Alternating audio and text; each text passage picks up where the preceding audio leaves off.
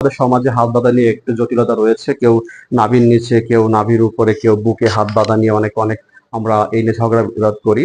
হাদিস যেটা এসেছে আবু দাউদের 756, 757, 758, 759 নাম্বার 4টি হাদিস পরপর এসেছে। সেখানে যতটুকু বুঝি যে 759 নাম্বার হাদিসটা সহিহ হাদিস। রাসূল সাল্লাল্লাহু আলাইহি ওয়াসাল্লাম তাকবীর দিয়ে তার দুহাত বুকের উপর হাত বাঁধতেন। হাতে এখানে কথা হচ্ছে কি, বুক বলতে আমরা যে বুকের উপরে অধিক বেশি কষ্ট হতে পারে, বা বুক বলতে যে শুধু এটাই বুকটা এই বাঁধছি না, এই বরাবর রাখতে পারি। সেক্ষেত্রে আমি সব থেকে যেটা আমার কাছে ভালো মনে হয়েছে হাদিসটাকে গ্রহণ করেছি, সহিহ হাদিস।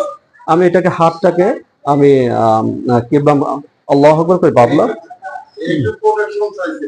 মাঝ বরাবর বাঁধার চেষ্টা করলাম। তুমি এদিকে এদিকে মনোযোগী হও। তো আমি হাত বাঁধলাম, আল্লাহু আকবার, কাঁধ ধরা হচ্ছে, আমি হাত বাঁধলাম, আমি মাঝ বরাবর বাঁধলাম। যদি কেউ হাত নিচেও বাঁধেন ইনশাআল্লাহ আপনার সালাত হয়ে যাবে, কোনো সমস্যা নেই।